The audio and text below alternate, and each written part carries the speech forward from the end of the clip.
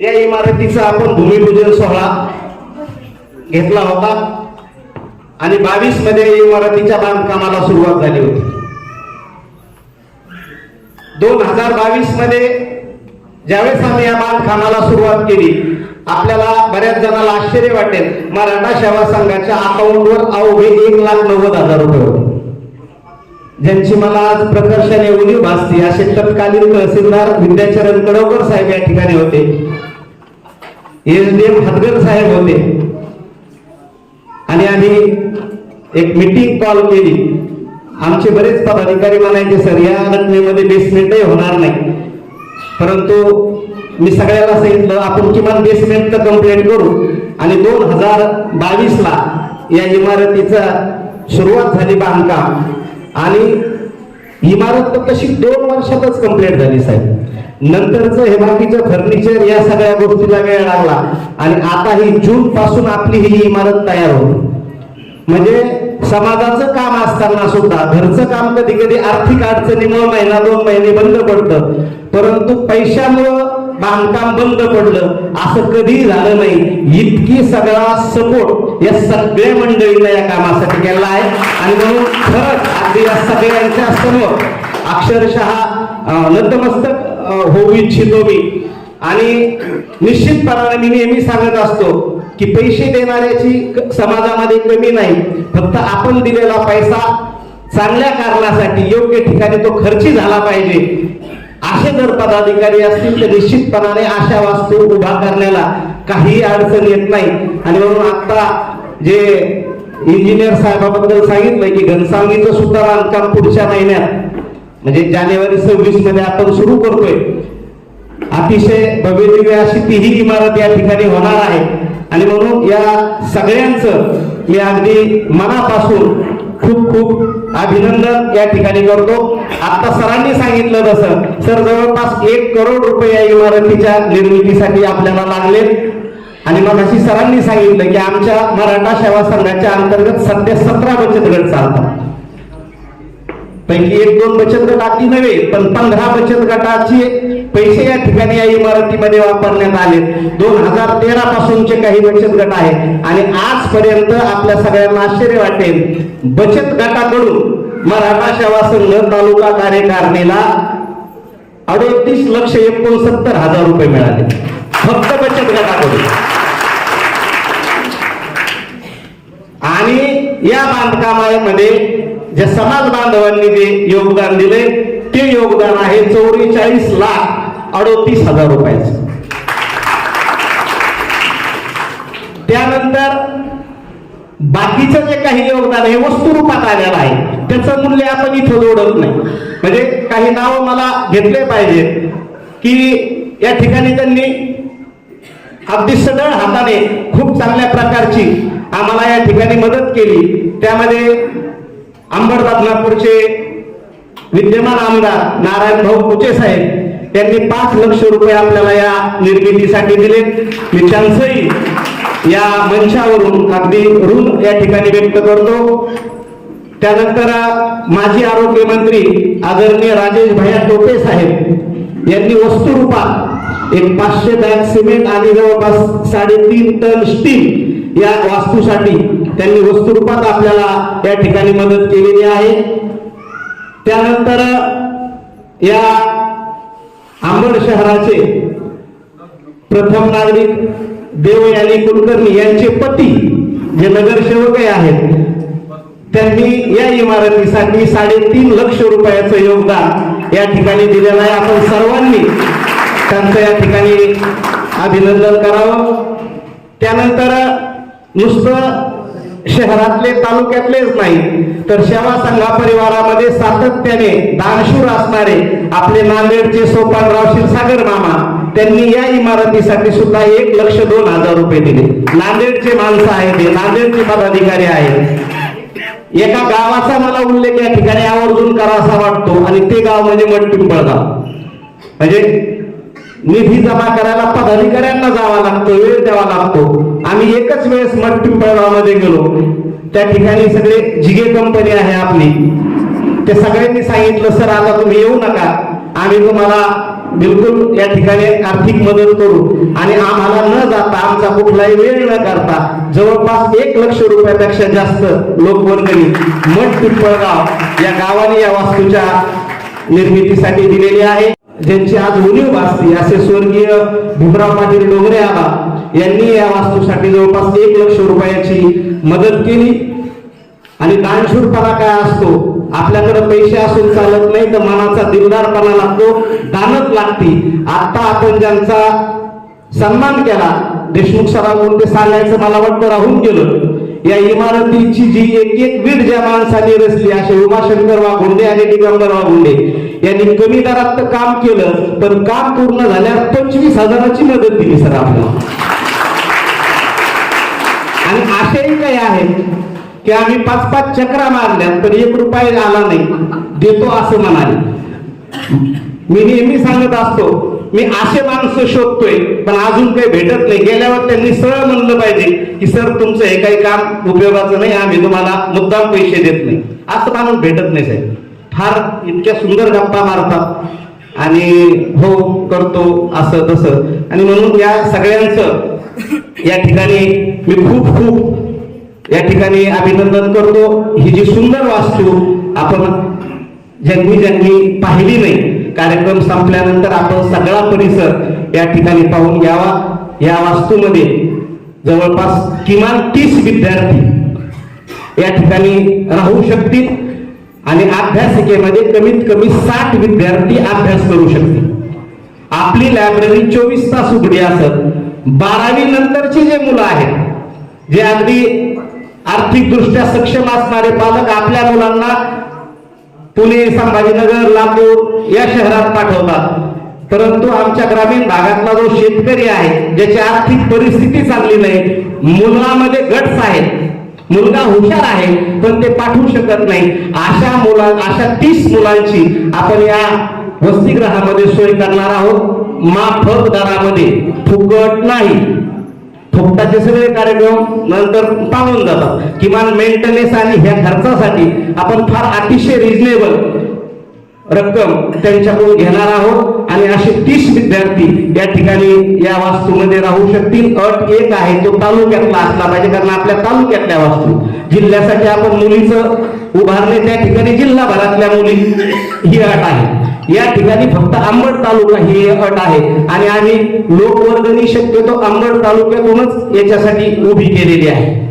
दुसरी गोष्ट, जी अभ्यासिका आहे, मग अभ्यासिका 60ची, तर त्या अभ्यासिकेमध्ये कोणाला आपण प्रवेश देणार? समजा लालवाडी आहे, डावगाव आहे, झिरपी आहे, जे जवळचे गाव आहे, तो विद्यार्थी सकाळी 6 वाजता लायब्ररी जॉईन करून संध्याकाळी 9-10 वाजता परत त्याच्या घरी जाऊ शकतो. म्हणजे अभ्यासिकेमध्ये 50 ते 60 मुलांची सोय आणि वसतिगृहामध्ये किमान 30 विद्यार्थ्यांची अल्प दरामध्ये आपण दर्जेदार अशी सोय करणार आहोत. आपण वर जाऊन पाहिलं असेल, त्याच्यानंतर 12वी नंतरचे विशेषतः स्पर्धा परीक्षा, ज्याला आपण म्हणतो MPSC असतील किंवा वर्ग 3च्या ज्या स्पर्धा परीक्षा असतील, त्या परीक्षेची तयारी करणाऱ्या मुलांसाठी आपण विशेष प्राधान्य या ठिकाणी देणार आहोत. कारण या ठिकाणी राहून या ठिकाणी अभ्यास करून त्याच्यात मधले काही जर मुलं शासकीय सेवेमध्ये आले तर निश्चितपणानं ते समाजाकडे मागं वळून पाहतील. ते सांगतील की मला मराठा सेवा संघाच्या इमारतीमध्ये मी राहून माझं या ठिकाणी शिक्षण केलं किंवा मला या ठिकाणी दिशा मिळाली. आणि म्हणून त्यांच्यासाठी आम्ही इतकी काळजी घेतोय, प्लॅन करतोय असा की या ठिकाणी दर 15 दिवसाला आपण गेस्ट लेक्चरचं आयोजन करणार आहोत. किमान 15 दिवसाला एक रविवार समजा. आणि मग पुणे मुंबईचे जे तिथं टीचिंग करतात, पुण्याला समजा ज्यांचे क्लासेस वगैरे आहेत, अशा सगळ्या तज्ञ शिक्षकांना या ठिकाणी आपण बोलवणार आहोत. आणि आपल्या वसतिगृहात जरी 30 असतील तर त्या दिवशी गेस्ट लेक्चरला मात्र शहरातले, या आता तुम्ही पाहता या सभागृहात कमीत कमी 200 ते 250 अगदी व्यवस्थित खुर्चीवर बसू शकतात, तेवढ्या मुलांना गेस्ट लेक्चर आपण मोफत देणार आहोत. नियोजन या ठिकाणी आम्ही सगळं केलंय. या निर्मितीमध्ये जे काही मराठा सेवा संघाचे आजपर्यंतचे काही पदाधिकारी आता बदललेत सुद्धा, नवनिर्वाचित नगरसेवक या ठिकाणी अर्जुनरावजी भोसले सर आलेत. मी चालूमध्ये विनंती करतो साहेबांना की त्यांचा एक सत्कार या ठिकाणी आपण करून घ्यावा. अर्जुन भोसले सर.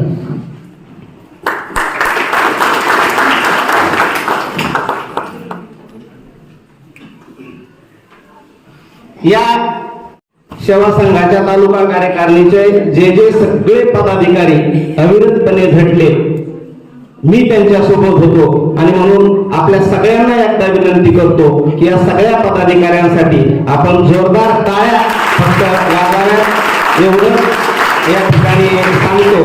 आणि पुनश्च एकदा उपस्थित सर्व समाज बांधवाचे, सर्व पदाधिकाऱ्यांचे मनापासून आभार मानतो आणि प्रस्तावित संपवतो. धन्यवाद. जय जिजाऊ, जय शिवराय. वास्तूच्या लोकार्पण सोहळ्यानिमित्त सन्माननीय व्यासपीठ या ठिकाणी निश्चित पद्धतीनं आज मी एवढी मोठी वास्तू या ठिकाणी आपल्या या अंबड शहरामध्ये उभी केली. मी सर्व या ठिकाणी तालुका कार्यकारिणीचं खूप खूप या ठिकाणी अभिनंदन करतो. आणि निश्चित पद्धतीने ग्रामीण भागातले जे विद्यार्थी त्यांना या वास्तूचं किंवा जे आर्थिक दुर्बल असतात त्यांना राहण्याची सोय, आर्थिक परिस्थिती ज्यांची खूप कमजोर आहे, ग्रामीण भागातले शेतकऱ्यांची मुलं सातत्याने आपण बघतोय दरवर्षीप्रमाणे कोणतं ना कोणतं संकट या ठिकाणी शेतकऱ्यावर येत असतं. आणि त्यामध्ये सातत्याने एवढा चांगला उपक्रम या ठिकाणी तालुका कार्यकारिणीने उभा केला. आणि त्यांना जे विद्यार्थ्यांना येणाऱ्या काळात राहण्याची सोय असेल, लायब्ररी असेल, जे त्यांना ध्येय त्यांना गाठायचे त्यामध्ये निश्चित पद्धतीने त्यांना मदत होणार आहे. या ठिकाणी मी माझ्या परिवाराच्या वतीनं खूप खूप शुभेच्छा देतो. आणि मला बोलवलं, मला मान सन्मान दिला त्याबद्दल धन्यवाद व्यक्त करतो.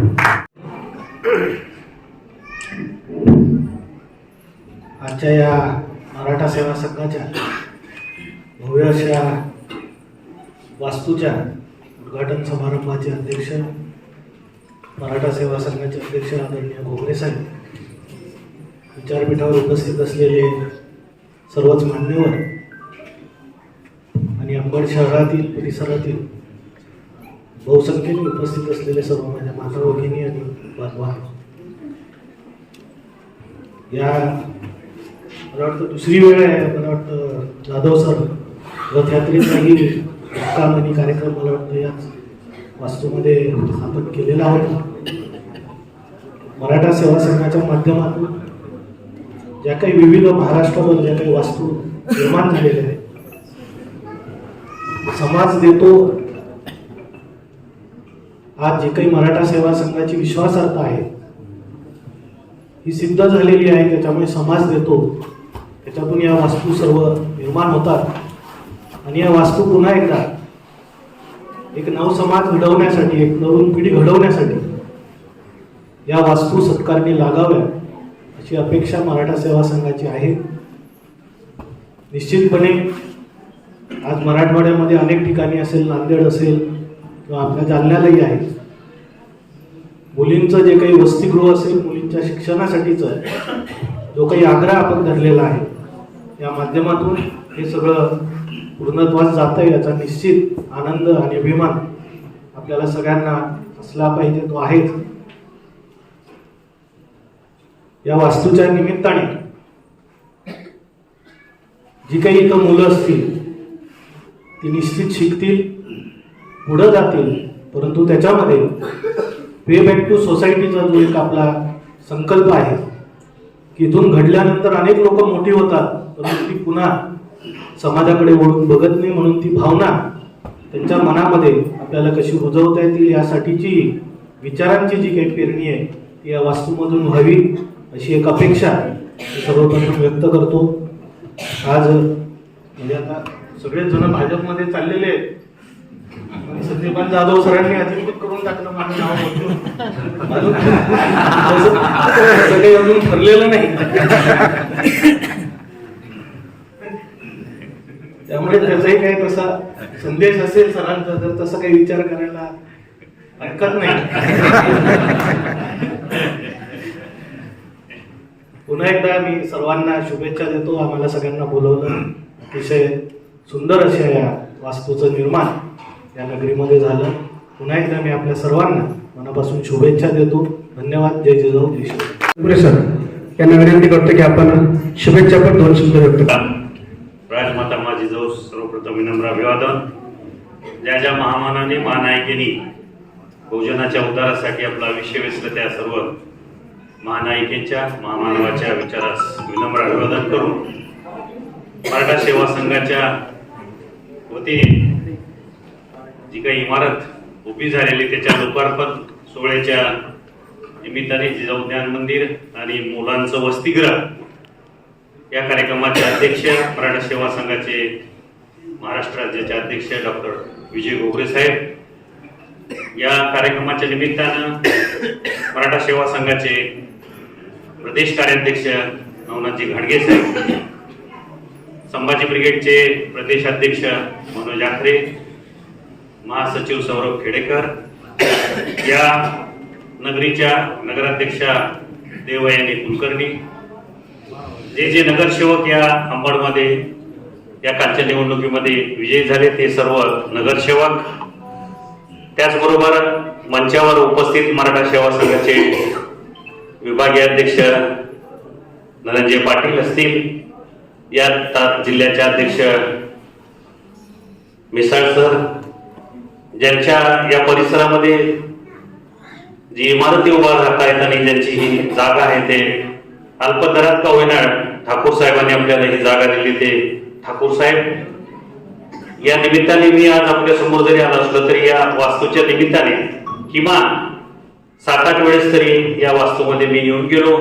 ठाकूर साहेबांच्या आमच्या बऱ्याच वेळेस इथे बैठका पण झाल्या आणि ज्यांचा तुम्ही सहृदय सर्वांनी सत्कार केला त्या या वास्तूचे संदीपान जाधव आणि आमच्या वहिनी, यासाठी मी 2 मिनिटापेक्षा जास्त बोलणार आहे, कारण तो अधिकार मला यासाठी आहे की गेली 35 वर्ष मराठा सेवा संघाचं महाराष्ट्रामध्ये फिरत असताना ज्या ज्या ठिकाणी मी जातो आणि ज्या ज्या ठिकाणी अशी माणसं आपण उभी करतो त्याचा सर्व इतिहास आपल्यासमोर थोडक्यात मी यासाठीच मांडणार आहे. कारण संदीपान जाधव आणि त्यांच्या सुविध पत्नी या गेली 25-30 वर्ष माझा त्यांच्याशी संबंध आहे. जेव्हा संदीपान जाधव मी या निवडीच्या निमित्ताने जालना जिल्ह्याच्या अध्यक्षपदाच्या निवडीच्या निमित्ताने मी जालन्याला आलो होतो आणि तसा मी जालन्याला नवीन निवडीच्या निमित्ताने आलो, सगळ्या लोकांची बैठक चालू होती. त्यावेळेस आमच्या बरोबर असणारे आणि संभाजी ब्रिगेडमध्ये काम करणारे प्रदीप साळुंके, तो माझा विद्यार्थी आहे, आणि म्हणून त्यांना मी फोन केला प्रदीपला की मी जालन्याच्या निवडीसाठी गेलेलो आहे, व सगळे नवीन आहेत, कुणाला जिल्हाध्यक्ष करावं, तुम्ही फिरताय, बऱ्याच व्याख्यानाला जाताय, तुम्हाला कोणी असं जालना जिल्ह्यामधला एखादा जो कोणी काम करतो आहे, कार्यरत आहे, ते स्वतः प्रदीप सोळंकेंनी सांगितलं की संदीपान जाधव एक शिक्षक आहे आणि तो अंबडला आहे, बऱ्यापैकी काम करतो तो, असं मला वाटतं. आणि आम्ही सगळ्यांच्या मुलाखती घेतल्या आणि त्यावेळेस संदीपान जाधवनी जी बचत गटाची जी कल्पना माझ्या समोर मांडलेली होती, तेव्हा कदाचित मला वाटतं 2 किंवा 3च बचत गट चालू होते. त्याच्यातला पहिला बचत गट जो ताराराणी होता त्याचा त्यांनी उल्लेख केला आणि त्यांनी सांगितले की मी असं असं करतोय आणि अंबडला या बचत गटातल्या 20% नफ्यातून मराठा सेवा संघाला ते देण्याचं ठरलेलं आहे आणि त्याच्यातनं मी अंबडला पण एक जागा घेतली आहे, घेणार आहे आणि अशा पद्धतीचं माझं काम चालू आहे. आणि म्हणून मग आम्ही निर्णय घेतला की काही हरकत नाही, संदीपान जाधव अंबडला जरी असतील तरी आपण, नाहीतर असं दंडूक होता की शक्यतो जिल्हाध्यक्ष हा जिल्ह्याचा असावा, जिल्ह्यात राहणारा असावा, परंतु आम्ही निर्णय घेतला की त्यावेळेस संदीपान जाधवला अध्यक्ष केलं आणि जिल्हाध्यक्ष झाल्यापासून त्या ताब्याचा प्रवास, एक शिक्षक माणूस काय करू शकतो हे महाराष्ट्रामध्ये आता नवीन राहिलेलं नाही आणि म्हणून शिक्षक लोकही चांगल्या पद्धतीचं निधी संकलन करू शकतात आणि इमारती उभ्या करू शकतात. हे साहेबांनी पुन्हा अधोरेखित केलं, नाहीतर शिक्षकांच्या बाबतीमध्ये खेडेकर साहेब सुरुवातीला जे बोलत होते तो त्यांचा दृष्टिकोन कदाचित आम्ही लोकांनी, काही शिक्षक मंडळींनी बदलला. त्याच्यामध्ये अग्रस्थानी जर म्हटलं तर संदीपान जाधव 100% त्याचं नाव येईल. ते मला अभिमानाने यासाठी सांगावं वाटतं, कारण शिक्षक सुद्धा चांगल्या पद्धतीने निधी गोळा करू शकतात, त्याचा विनियोग करू शकतात. आणि आम्हाला जी बाइंडिंग त्यांनी आकडे दाखवले आणि ती बाइंडिंग पण आम्ही बघितली. त्यांनी जे आकडे दाखवले की बचत गटातून 39 लक्ष रुपये आणि लोक वर्गणीतून 44 जवळपास काहीतरी त्याच्यावर हे जे काही रकमा गोळा केल्या प्रत्येक गावगाव जाऊन, आणि म्हणून प्रत्येक पदाधिकाऱ्यांनी कसं वागलं पाहिजे, कसं राहिलं पाहिजे आणि कशा पद्धतीने, आणि म्हणून 1-2 गावामध्ये मला वाटतं संदीपान फोन केला होता आणि मी 1-2 गावामध्ये मला म्हणले सर तुम्ही या, आपण काही गावात जाऊ.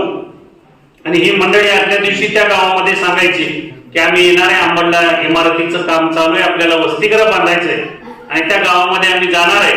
त्या गावात आपला पदाधिकारी आदल्या दिवशी पाठवायचे आणि दुसऱ्या दिवशी सकाळी जायचे.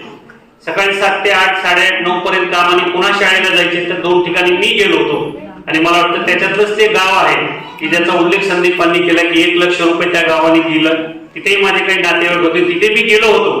आणि अशा पद्धतीने लोक वर्गणीतला ही काही एवढी मोठी 1 कोटीची वास्तू जी उभा झालेली आहे ती निश्चितच या अंबडवासियांच्या लोकार्पण जो सोहळा आम्ही सांगितला आणि सौरभ दादांनी उल्लेख केला, साहेबांचा हेतू हाच आहे की या ज्या काही मराठा सेवा संघाने जिथे जिथे इमारती उभा केलेल्या आहेत त्या समाजातील गोरगरीब पोरांच्या कामाला आल्या पाहिजे आणि त्या पोरांनी त्या इमारतीमध्ये शिकून, त्या पोरीने त्या इमारतीमध्ये शिकून मोठं व्हावं आणि नंतर ते मोठे झाल्यानंतर मात्र त्यांनीही समाजाकडे बघावं, पे बॅक टू सोसायटी करावं. अशा प्रकारचा हा मूळ हेतू 1990ला घेऊन मराठा सेवा संघ नावाची संस्था ही उभं राहिली आणि 35 वर्षामध्ये महाराष्ट्रातल्या 18 जिल्ह्यांमध्ये 36 पैकी इमारती आहेत. आणि सौरभ दादा, मराठवाड्यातल्या 8 जिल्ह्यामध्ये मराठवाड्यातल्या सगळ्या जिल्ह्यामध्ये आपल्या इमारती आहेत, वास्तू आहेत आणि त्या सगळ्या जिल्ह्यामध्ये चांगल्या पद्धतीने काम चालू आहे. म्हणून मराठवाड्यामधल्या 8 जिल्ह्यामधल्या ज्या वास्तू आहेत त्याच्यातले नांदेडचं वसतिगृह असेल, जालन्याचं मुलींचं वसतिगृह असेल, धाराशिवची असेल, उद्या आष्टीची काही कारणांना पण ती पुढे ढकलली, परंतु आष्टीलाही जवळपास 1 कोटीचं बांधकामाचं इमारत उभी आहे, तिथेही त्याचाही आपला लोकार्पण सोहळा आपण करणार आहे. त्याचबरोबर औरंगाबादला आहे, सगळ्या जिल्ह्यामध्ये, मराठवाड्यामधल्या सगळ्या जिल्ह्यामध्ये आपल्या इमारती आहेत आणि सगळ्यात लोकार्पण यासाठीच आपण करतो की तिथे आज नांदेड सारख्या ठिकाणी आपण एका मुलीकडनं फक्त 2000 रुपये तिचं राहणं, 2 वेळेसचं जेवण, सकाळचा नाश्ता आणि मोफत तिची फ्री मेडिकल चेकअप त्या महिला डॉक्टर्स येतात, हे केवळ 2000 मध्ये घेतो.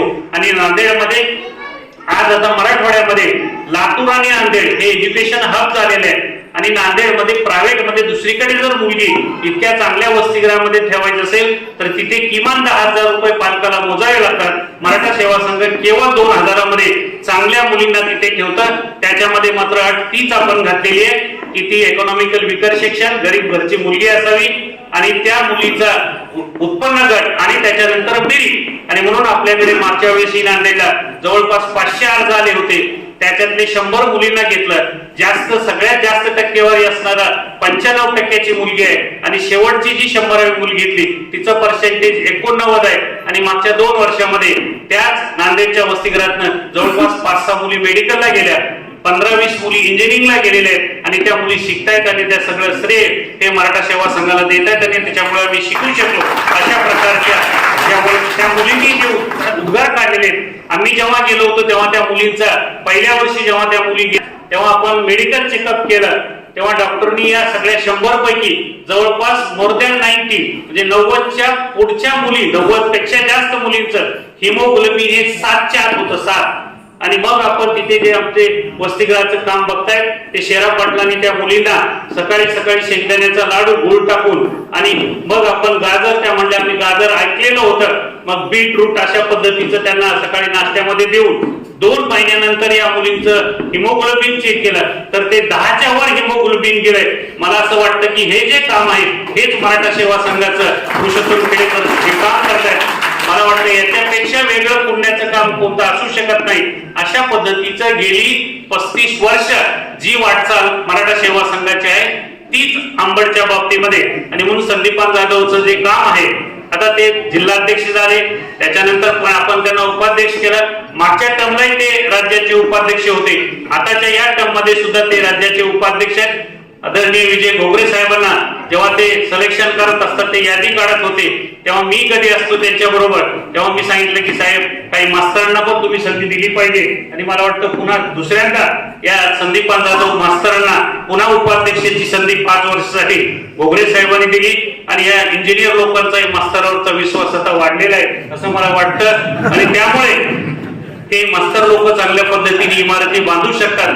आणि पारदर्शकता अत्यंत महत्वाची गोष्ट त्यांनी जे सांगितली की आपला जो पैसा दिलेला आहे तो सरकारने लागतो का नाही आणि किती पद्धतीने तो युटिलाइज होतो, अशा पद्धतीने जर काम केलं तर प्रत्येक जिल्ह्यामध्ये, मराठवाड्यातल्या तालुक्यामध्ये सुद्धा, आता अंबड तालुका आहे आणि तुमचा जालना जिल्हा तर मला वाटतं महाराष्ट्रातला एक पहिला जिल्हा होईल की. आणि संदीपान जाधवचं एक वेगळेपण असतं. ते साळुंके साहेब आले, त्यांचा सत्कारही करून घेतला, परंतु ते वर येताना संदीपान जाधवनी लगेच त्यांना चिटकून दिलं की कुठली इमारत, आता घनसांगवीची इमारत सुद्धा साळुंके साहेब फ्री ऑफ कॉस्ट करणारे. म्हणजे ते साळुंके साहेबांनी अंबडची तर केली, पण घनसांगवीची इमारतीला सुद्धा ते फ्री ऑफ करणार आहेत. अशा पद्धतीने संदीपांचं एक वेगळं नेचर असं आहे की जो माणूस आपल्या कामाचा आहे तर त्याच्याकडनं आपण किती वापर त्याचा करून घ्यावा आणि त्याच्या सोयीच्छेने. आणि घनसांगवीची इमारत कदाचित या तालुक्यामध्ये, मला वाटतं या जिल्ह्यातले जे काही 6 का 7 तालुके आहेत, सगळ्याच तालुक्यामध्ये मराठा सेवा संघाचे स्वतःच्या मालकीचे प्लॉट्स आहेत. आणि कदाचित पुढच्या 3-4-5 वर्षामध्ये जालना जिल्हा असा असेल की प्रत्येक जिल्ह्यामध्ये, जालना जिल्ह्यातल्या प्रत्येक तालुक्यामध्ये कदाचित अशा 1-1 कोटीच्या इमारती उभारलेल्या असतील. अशा पद्धतीचं काम संदीपान जाधवच्या नेतृत्वाखाली जालन्यामध्ये आहे. मिसाळ साहेबांना आता पण अध्यक्ष केले, त्यांचंही काम चांगलं आहे. अशा पद्धतीने काम सगळ्या जिल्ह्यामध्ये जर झालं तर एक बहुजन समाजातल्या मुलांना जे आपण काही ज्ञान देणार आहे, जे काही आपण त्यांना हातभार लावणार आहे, ते हातभार लावण्याचं काम जे खेडेकर साहेबांचं स्वप्न आहे ते आपण साकार करत आहे. हळूहळू आणखी प्रत्येक तालुक्यामध्ये या इमारती व्हाव्या एवढीच अपेक्षा चालू देऊया. आणि संदीपान जाधवसाठी एकदा पुन्हा आपण त्या नवरा बायकोसाठी आणि असं चांगलं काम केल्यानंतर त्याचं फळ भेटतं. आपण अंधश्रद्धेवर विश्वास न ठेवणारी माणसं आहेत मराठा सेवा संघाची. पण एक गोष्ट मात्र 100% आहे की तुम्ही दोघा नवरा बायकोनी हे सगळं केलं, त्याच्यामुळे तुमचा पोरगा MPSC मधून पास झाला, अभ्यास करून पास झाला, पण त्याचाही काही वाटा असू शकतो असं मानणाऱ्यापैकी मी आहे. आपल्याला एक चांगला यांचा मुलगा परवाच MPSC मध्ये पास होऊन फूड आणि ड्रग्ज मध्ये मला वाटतं क्लास 2 ची पोस्ट आहे. तेही चांगल्या दोन्ही मुली डॉक्टर्स आहेत. म्हणजे नुसतं समाजाचं काम नाही तर कुटुंबाकडेही किती लक्ष दिलं. दोन्ही पोरींना डॉक्टर केलंय आणि पोरगा एमपीसी थ्रू क्लास 2 ऑफिसर झालाय. अशा प्रकारचे एक आदर्श कुटुंब या अंबडमध्ये राहत आहे. पुन्हा एकदा आपण या प्रती एकदा संदीप जाधव आणि त्यांच्या प्रती टाळ्या वाजवूया. मला आपण हमेशा बोलवता, आज बोलवलं, प्रमुख अतिथी म्हणून बोलवलं, मार्गदर्शन करण्याची संधी दिली. 2 मिनिटाचा वेळ दिला होता, परंतु मी 7 मिनिटं 10 मिनिटं घेतले. पुन्हा एकदा आपल्या सर्वांना या वास्तूच्या लोकार्पणाच्या निमित्ताने आपण याचा चांगला उपयोग करावा आणि ही वास्तूमधून चांगल्या प्रकारचे अधिकारी अभ्यासिकेमधून घडावेत एवढीच अपेक्षा या प्रसंगी व्यक्त करतो. थांबतो. जय जिजाऊ, जय शिवराय.